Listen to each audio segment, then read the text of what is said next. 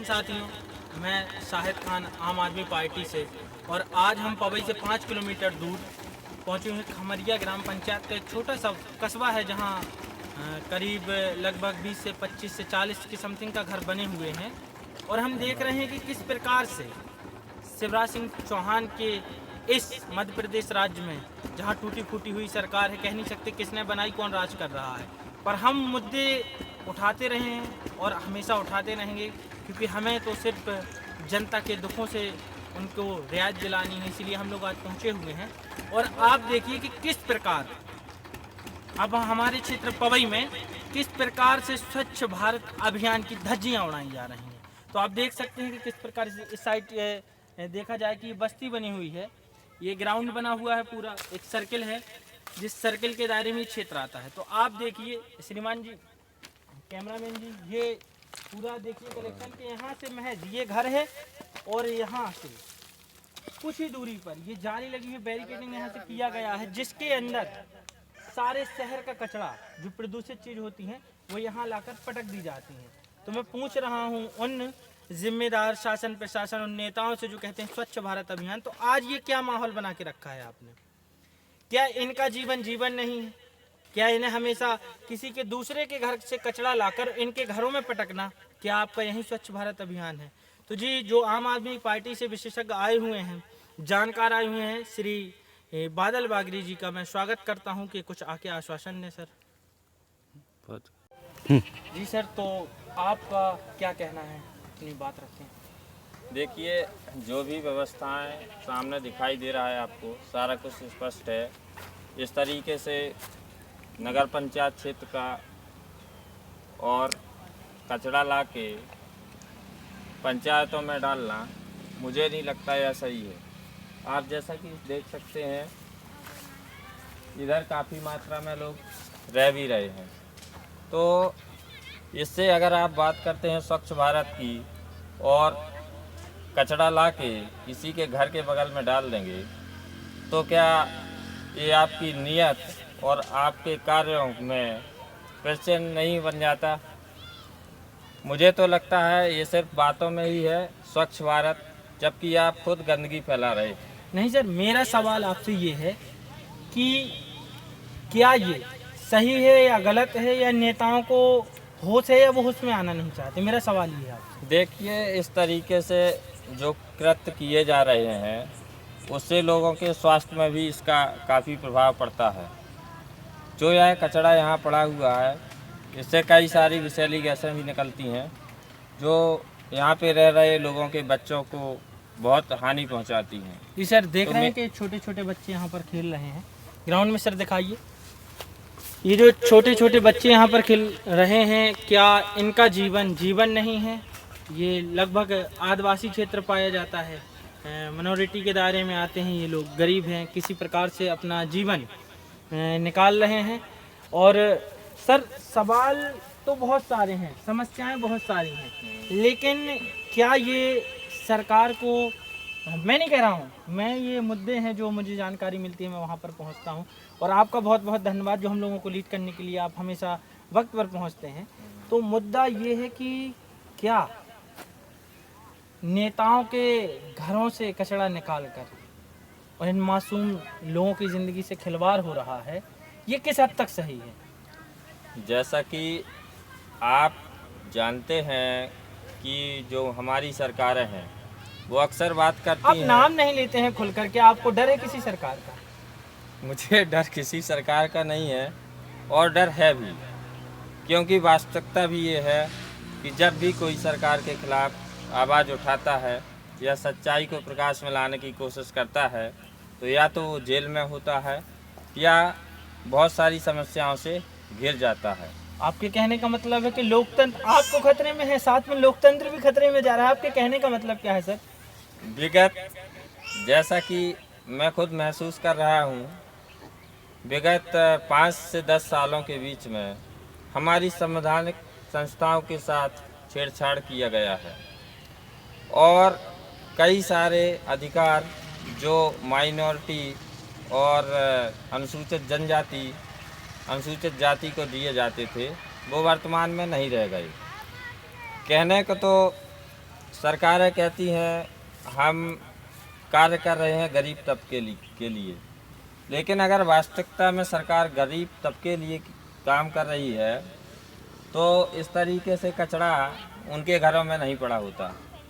ये कचरे के लिए कोई ऐसी जगह चयनित की जाती जहाँ पे लोग नहीं रह रहे होते। तो मुझे लगता है कि संवैधानिक संस्थाएं तो वैसे भी लगभग ख़त्म हो चुकी हैं और हमारा देश प्रजातंत्र से राजतंत्र की ओर अग्रसर हो रहा है। जी, तो मैं आपसे एक और ऐसा सवाल करता हूं जो हर जगह उठाया जाता है। अगर आप भाजपा से सीधे सवाल कर रहे हैं तो वो कहीं ना कहीं कह देते हैं कि 6 महीने 6 महीने 6 महीने। आप मतलब समझ रहे हैं 6 महीने? मेरे कहने का मतलब अगर आप समझ रहे हैं तो इस 6 महीने का जवाब दीजिए, क्योंकि वो दोष खुद का नहीं लेते हैं। वो अपना जो 4.5 साल का कार्यकाल है वो उनसे उन्हें कोई मतलब नहीं है। वो 6 महीने, वो किसके 6 महीने मैं आपसे सुनना चाहूँगा और जनता भी सुनना चाहेगी। देखिए, जिसकी बात वो कर रहे हैं वो मेरे ख्याल से तो कांग्रेस की ही बात कर रहे हैं। तो जहाँ तक कांग्रेस तो जिम्मेदार है ही, लेकिन मुझे लगता है ज़्यादा जिम्मेदारी बीजेपी की है, क्योंकि विगत 20 सालों से तो लगभग 2000 के बाद 2003 के बाद वो सरकार में है, जिसके मध्य में 6 महीने ज़रूर कांग्रेस पार्टी सरकार में रही। तो उत्तरदायित्व तो इनका है कि किस तरीके से समस्याओं का समाधान किया जा सके। और ये समस्या, जिस समस्या के बारे में प्रधानमंत्री द्वारा खासा ध्यान देने की बात कही जाती है, स्वच्छ भारत अभियान, तो मुझे स्वच्छता तो दूर दूर तक कहीं दिखाई नहीं देती। और सर यही स्वच्छता दिल्ली में एमसीडी में आपने देखा कि यही कूड़े के पहाड़, कैमरामैन जी दिखाइए आप, यही कूड़े के पहाड़ भाजपा को इतने घातक पड़ गए कि भाजपा ने अपना 15 साल का गढ़ सिर्फ इन कचड़ों के ढेर की वजह से, ये जो कूड़ा के ढेर है, पहाड़ बोलते हैं, और वो बड़ा शहर है इसीलिए वहाँ बड़े थे, यहाँ कुछ छोटे हैं, पर ज़िंदगी से वहाँ भी खिलवाड़ हुआ, यहाँ भी, और वहाँ की जनता ने करारा जवाब दिया भाजपा को। तो आप क्या चाहते हैं, क्या केजरीवाल जी के आने से इस विधानसभा में, इस मध्य प्रदेश में, इस पूरे देश में, अब तो राष्ट्रीय पार्टी बन चुकी है तो मुद्दे भी बड़े होंगे और राष्ट्रीय मुद्दे भी उठाए जाएंगे, तो इन छोटे छोटे मुद्दों से वो मुद्दे मिलाने लायक हैं या नहीं हैं? देखिए, मुझे तो ऐसा लगता है कि जब हम विकास की बात करते हैं तो वो ज़मीनी स्तर पर दिखना चाहिए। स्वच्छता की बात करते हैं तो स्वच्छता होनी चाहिए। मुंह से कह देने से धरातल में चीज़ें नहीं उतरा करती, नहीं तो मोदी जी तो बहुत फेंकते हैं। सारी चीज़ें अगर स्पष्ट हो जाती तो अभी तक भारत देश में 24 से 25 देश बन जाते, क्योंकि जब वो इलेक्शन के टाइम पे रैलियां करते थे तो अक्सर किसी न किसी सिटी को वो कोई देश का नाम देते थे कि इसे हम फ्रांस बना देंगे, वेटिकन सिटी बना देंगे। तो इस तरीके की चीज़ें तो चलती रहेंगी, लेकिन हमें जो स्थानीय मुद्दे हैं उनको ही सामने प्रकाश में लाना चाहिए। और मुझे लगता है कि अरविंद केजरीवाल जी के आने के बाद राजनीतिक सोच में एक परिवर्तन आया है और वह परिवर्तन बहुत पॉजिटिव रहा है।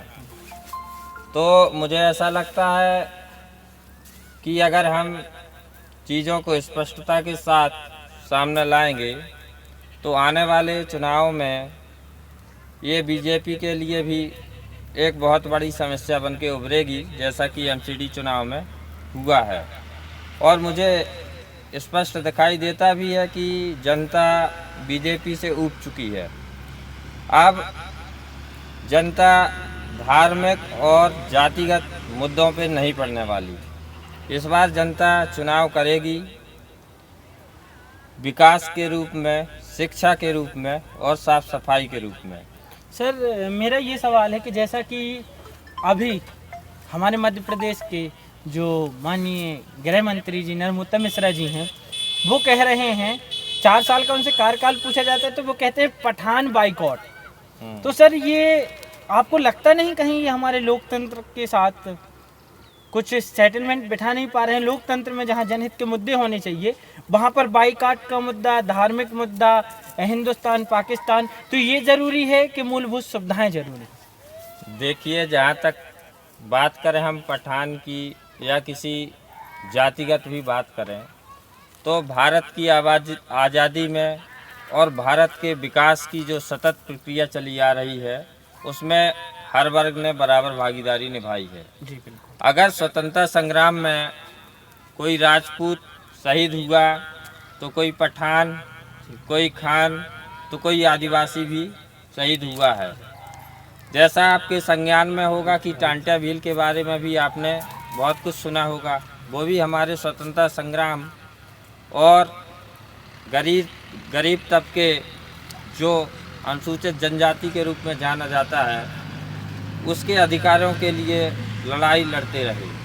तो मुझे लगता है कि बीजेपी तो सिर्फ राजनीति करती है जीतने के लिए चुनाव, क्योंकि उनके पास कोई ऐसे मुद्दे नहीं हैं जो वो कंप्लीट कर पाई हो। तो श्रीमान जी, ये सवाल भी तो पैदा होता है, फिर जनता उसी को क्यों चुनती है?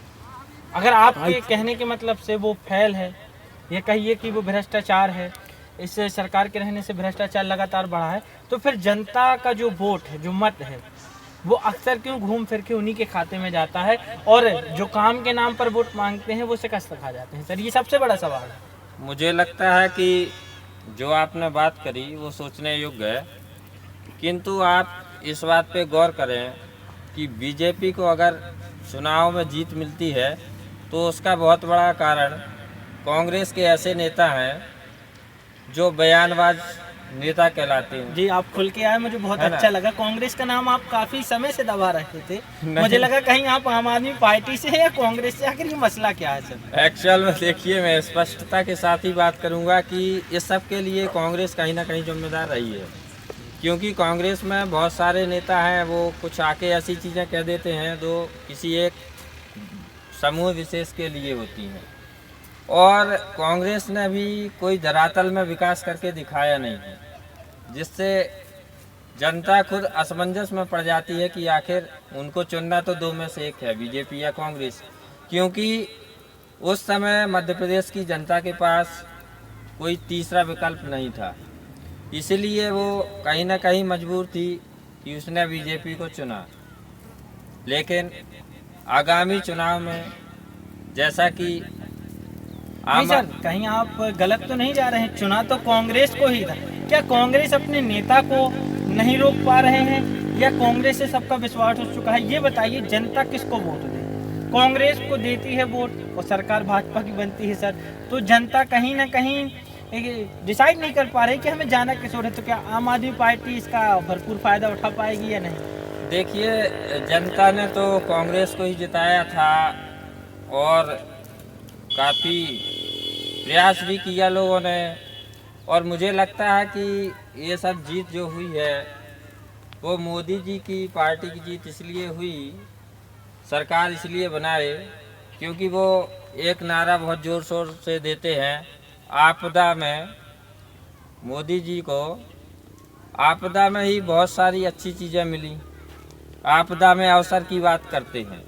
और जब मध्य प्रदेश के लोग आपदा से ग्रसित थे, किसी का बच्चा, किसी की बेटी, किसी का चाचा, किसी का फूफा कोरोना से ग्रसित था, जब उसे स्वास्थ्य सुविधाओं की ज़रूरत थी, उस समय कांग्रेस के कमलनाथ जी सिंधिया जी को बचाने में लगे थे, कहीं सिंधिया जी भाग न जाए, और इधर मोदी जी सिंधिया जी को खरीदने में लगे थे। मतलब जनता का किसी को ध्यान नहीं था। कोरोना जैसी इतनी बड़ी आपदा जो आई थी सर, जैसा कि आपदा आई और गुमराह किया गया लोगों को, कोरोना के नाम पर कहीं ऑक्सीजन की व्यवस्थाओं पर कुछ भी नहीं था, नाम भरता ऑक्सीजन थी नहीं, तो यहाँ कुछ और चल रहा था। सरकार, कांग्रेस और भाजपा के बीच में जो खींचतान मची हुई थी, क्या उन नेताओं को होश नहीं कि हमारे मध्य प्रदेश के मासूम कई लोगों ने अपने सर से माँ बाप का साया भी खोया है, किसी ने भाई को खोया है, कोई एक कमाने वाला था उसको भी खोया है, तो ये कहीं ना कहीं सर्व की बात नहीं है। आप इस बारे में क्या राय रखते हैं? देखिए, इस संबंध में तो मैं यही कहना चाहूँगा कि जो सरकार बीजेपी द्वारा बनाई गई वो हमारे प्रदेश की जनता की लाशों के ऊपर बनाई गई, क्योंकि जब उन्हें ज़रूरत थी साथ की, जब वो चाहते थे कि सरकार उनका साथ दे, उस समय दोनों ही पार्टियां अपनी अपनी सत्ता काबिज करने में लगी हुई थी। तो मुझे तो लगता है ये सब चलता रहेगा, लेकिन अब जनता ने विचार बना लिया है कि अब वह तीसरा ही पार्टी का चुनाव करेगी, क्योंकि वही उनके मुद्दों का समाधान कर सकती है। तो इस बार लगता है कि कांग्रेस और भाजपा के सर से झाड़ू चलने वाली है। हाँ, ऐसा बिल्कुल हो सकता है। बस ज़रूरत है हमें लोगों के सामने मुद्दा लाने की और लोगों को अवेयर करने की। लोग हमेशा समर्थन करते आए हैं भाजपा का, तो कहीं अशिक्षित होने के रिजल्ट तो नहीं मिलते हो, उसका फ़ायदा मिलता हो? देखिए, जहाँ तक शिक्षा और अशिक्षा की बात करें तो कोई व्यक्ति शिक्षित तब माना जाता है जब वह कोई बात तर्क के साथ पूछे, और लगभग इधर 80% ऐसे ही लोग हैं जो तर्कहीन ही बात करते हैं। तो शिक्षा अशिक्षा का तो कोई इधर मुद्दा ही नहीं रह जाता। जी सर, बहुत बहुत धन्यवाद।